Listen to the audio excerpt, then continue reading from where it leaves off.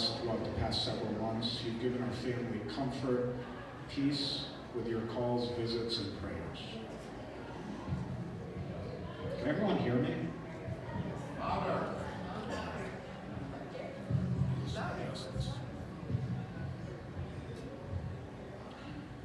So Bahis Sulaiman Wahid was born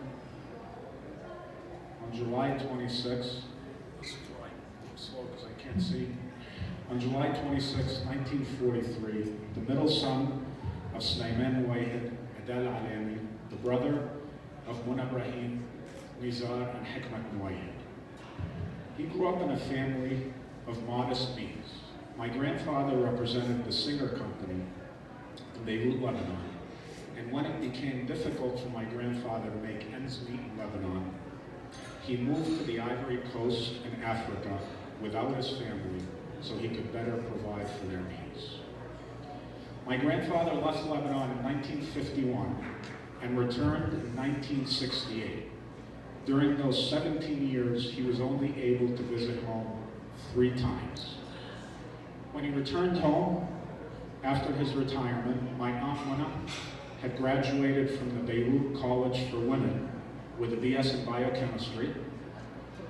My uncle Bahij and my father Nizar with MD degrees from the American University of Beirut, and my uncle Hekmat, an MBA from the American University in Washington, D.C. My grandparents' devotion and hard work had been rewarded.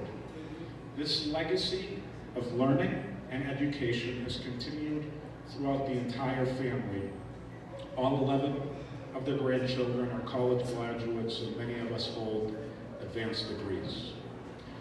My uncle also carried his parents' legacy with the same devotion to himself and to his whole family. He earned, as I mentioned, an MD degree in 1968 and went on to get his PhD in physiology and biophysics from the University of Mississippi in 1985. My Aunt Kathy also went on to get her BSN and her master's degree in nursing. And Ziad, of course, following in his father's footsteps to become a medical doctor. Most of you that know my uncle know that one of his proudest accomplishments in his life was his family, especially his son Ziad following in his footsteps to become a doctor.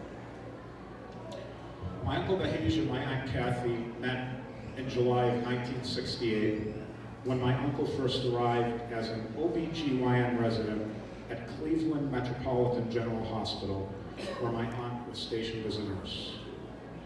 When I was putting this together a few weeks ago, I emailed Auntie Kathy and I said, can you give me an idea how you and Uncle Bahij met? And this is the story she told me, and I'm going to quote. I'll never forget the first time I saw Bahij. In those days, residents wore whites. It made them easily identifiable. Here was this man with a pack of cigarettes rolled up in a short sleeve shirt. He didn't have a stethoscope, a pen, or an oscillation hammer. He borrowed, and sometimes he returned things. He was one of the best residents that I've ever worked with. Over the next 4 years, he became a really good clinician. He was, and probably is, one of the only obstetricians that knew how to use forceps expertly. Now doctors just do the C-section because it's a lot easier. And as they say, the rest is history. On September 5th, 1974, they were married by a judge at my aunt's parents' home with a few close friends and family around. In late 1974, my uncle was offered a position as an assistant professor of obstetrics and gynecology at Washington University in St. Louis, so they moved to St. Louis. Then in 1976, he was offered a position at UCLA, so they moved again to Los Angeles. And during those 9 years at UCLA, my cousin Ziad was born at UCLA Hospital, and my uncle rose to the rank of associate professor And in 1985, he accepted a position at McGill University as Chief of Obstetrics and Head of Department of Mater-Fetal Medicine. I had to practice that a few times. And so they moved to Montreal, where they spent 9 years, and then in 1994, he received an offer from the University of Illinois in Chicago School of Medicine.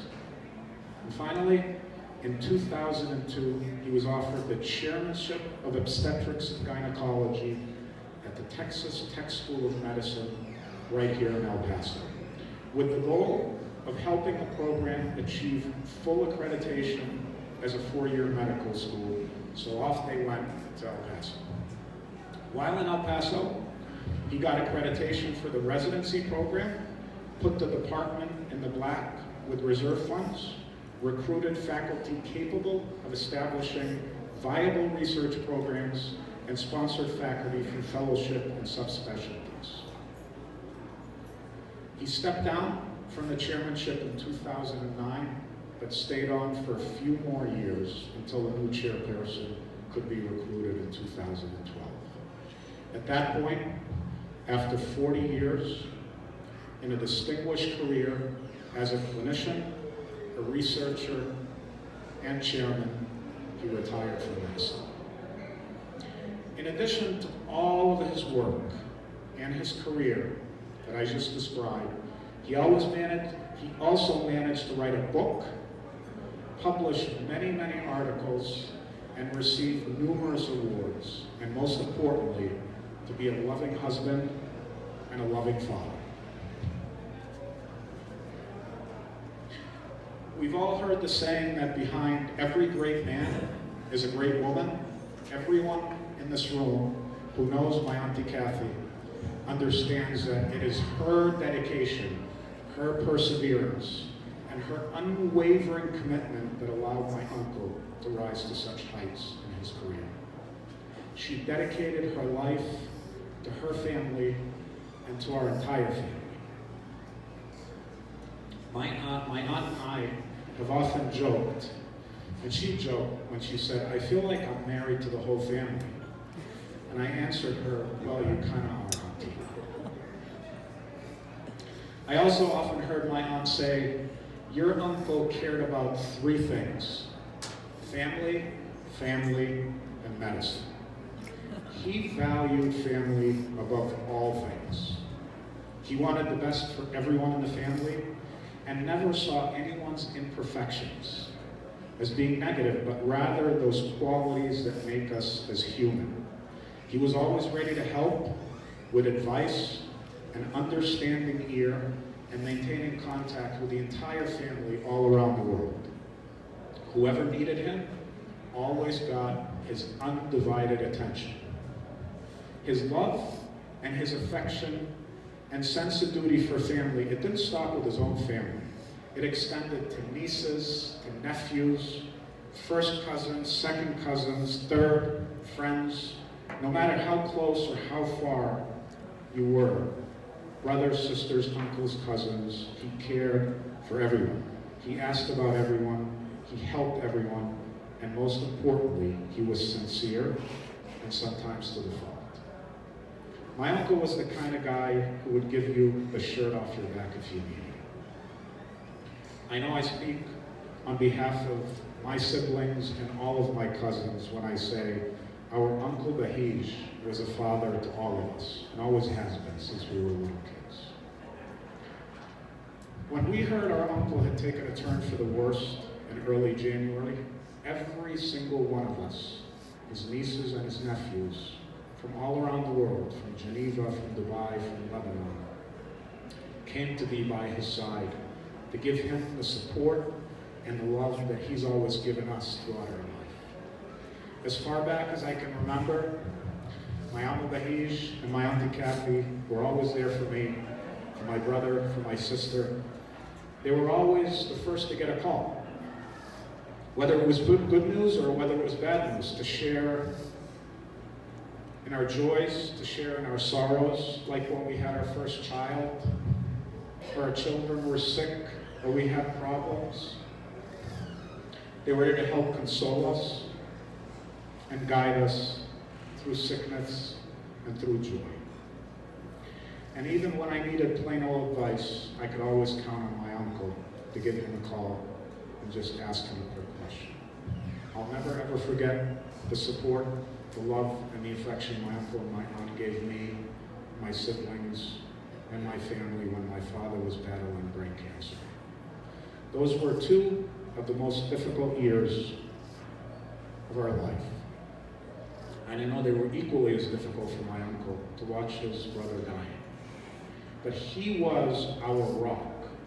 With his quiet confidence, kind nature, he helped guide the entire family through this difficult period. Since my own father died 7 years ago, my uncle stepped up into his shoes to help guide me when I needed it most. And one thing I could always count on is I always got a straight answer from him. Even when I went to him, and I think many of us in the audience can appreciate this, and I was trying to convince myself that something I wanted to do was the right thing, even though back here I knew it wasn't. There was a little gray in it. He was always very, very kind, but also very firm in voicing his objection if he didn't agree. He was a man of principles, and he made sure he always reminded me that we are a family guided by a higher standard when it came to our morals and principles. So always do the right thing. My uncle was a very smart man. He was a very accomplished man. And he was usually way ahead of others, in my opinion. But he never, ever bragged or made others think that they were anything less than he was. In my years of knowing my uncle, I never once ever heard him brag about any of his accomplishments. And 2 weeks ago, when I emailed my aunt and I asked her to send me all the information about my uncle and his resume, I got a 27-page resume. Most of us can barely fill a page or two with a 25 font. His was 27 pages. He was a humble man who always saw the good in people. It never mattered to him whether you were poor, you were rich, you were black, you were white, you were a doctor, or you were a janitor. He just didn't care. He treated everyone with the respect no matter who they were. What mattered most to him was who you are as a person, not the size of your wallet or your title. He's a person who measured success not by financial gain, but rather by the respect that one receives from his family, his friends, colleagues, and in his case, his patients. My uncle led by example. He lived his life fulfilled and content with himself and the decisions that he made throughout his life. These days, most accomplished and great men often lead with their egos. My uncle led with his heart, he led with his compassion, and above all, he led with his kindness. Over the last 25 years, he fought multiple health issues. Throughout it all, he never complained. Whatever the doctors asked him to do, he did twice as much. He never gave up. But at the end, he knew there was no going forward. He died as he lived, with strength and with courage. During his entire illness, he showed us the true meaning of courage, dignity, and toughness. And as I mentioned, even in his final weeks, he had the courage to plant his own memorial service. But it really was my Aunt Kathy's unquestionable devotion and love that shouldered my uncle's struggles and helped the entire family together when we needed it most. We all tried to give him some small measure of what he had given all of us throughout his life. Watching our entire family rally around my uncle these past several months and several years made me understand how special he was and appreciated to all of us and how much he touched every one of our lives. As we remember my Uncle Vahish today, we remember a man with a quiet, calm demeanor who had a strength of character that few people possess. and the perseverance that knew no boundaries in the face of doing what was right. By example, he taught all of us that it is not our possessions for which we are remembered. It is the manner in which we live and how we treat others along the way that ends up being our legacy. I speak on behalf of our entire family in saying we thank you, Amo Bahij, for your love, for your support, for your leadership, and we will do our best as a family to carry on your legacy. Rest in peace.